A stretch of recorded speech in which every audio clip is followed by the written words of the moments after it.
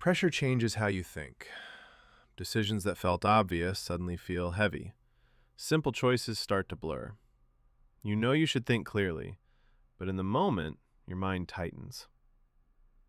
Later, you look back and wonder, why didn't I see that then? Under pressure, effort often increases, but clarity drops. You try to think faster. You replay options in your head. You push yourself to decide correctly. Yet the harder you try, the worse it feels. You second-guess yourself. You hesitate too long or rush too quickly. And when it's over, the outcome rarely feels clean. Most advice says, stay calm, think positive, trust yourself. But in real pressure, those ideas don't help much. Clear thinking under pressure isn't about control. It's about where your attention goes. When pressure rises, attention narrows. It locks onto danger, mistakes, and outcomes. The mind isn't trying to help you think better, it's trying to protect you. And protection changes how you see the situation. The brain treats pressure like a threat. Not always a physical one, but a social or emotional one. When this happens, the brain prioritizes speed over accuracy, safety over insight. That's why thoughts become loud but shallow, fast but repetitive. You don't lose intelligence, you lose perspective. Clear thinking returns when attention widens again. At work, this often looks like overreacting to urgency. An email feels critical. A meeting feels decisive. You rush to respond perfectly. Before pressure, you'd ask better questions. Under pressure, you just react. In personal life, it shows up during conflict. Someone says something sharp. Your focus snaps to defending yourself. Later, you realize what you meant to say. The difference isn't skill, it's where attention landed in the moment. When pressure hits, don't try to think better. Follow a simple sequence. Same steps every time. No creativity needed. Step 1. Stop moving. Literally pause your body. Hands still. No typing, no talking. This breaks the automatic reaction. Step 2. Take one slow breath. In through the nose, out through the mouth. This signals safety to your brain. Step 3. Say the decision out loud. Not the story, not the fear, just the decision.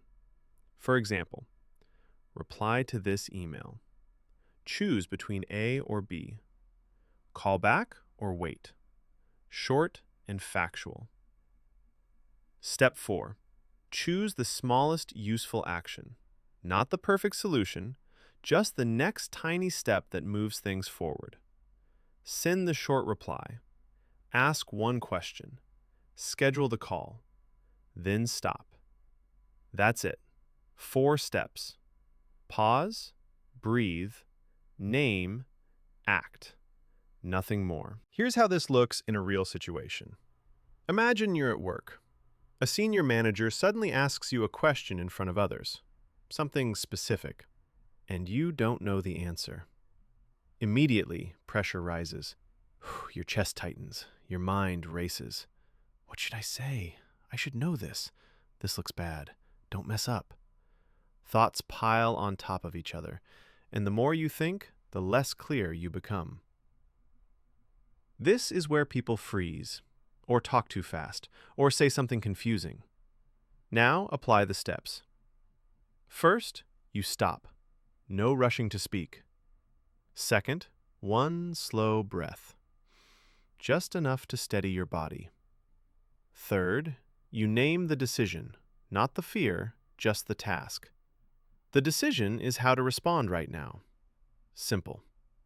Fourth, choose the smallest useful action.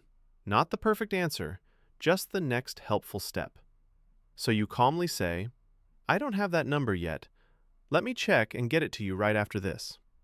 Clear, honest, direct. No guessing, no rambling, no panic. Notice what changed. You didn't become smarter. You didn't prepare more. You simply paused long enough to respond instead of react. And the outcome is different. You look composed, trustworthy, professional. Pressure didn't disappear, but clarity stayed. That's the goal. Try this today. Use it once, on something minor, an email, a conversation, a choice you'd normally overthink. For the next 7 days, don't apply this everywhere, only when you notice pressure. Spend less than 1 minute each time. This isn't a technique to master. It's a habit to notice. There's one rule that matters. Don't add this on top of everything else. Replace reaction time with pause time. If you normally respond immediately, pause instead. If you normally think longer, think less. Stop once the first step is taken. Clarity grows after movement, not before it. Pressure doesn't disappear when you notice it, but your relationship to it changes. Instead of being inside the pressure, you stand next to it. That small shift is where clear thinking begins. At this point, you may already see recent moments differently, times when pressure shaped your thinking without you realizing it.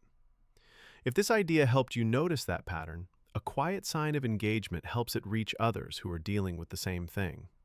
Not for attention, just for clarity to spread. Think about one decision you made under pressure recently. Not the outcome, the thinking behind it. What did your attention focus on?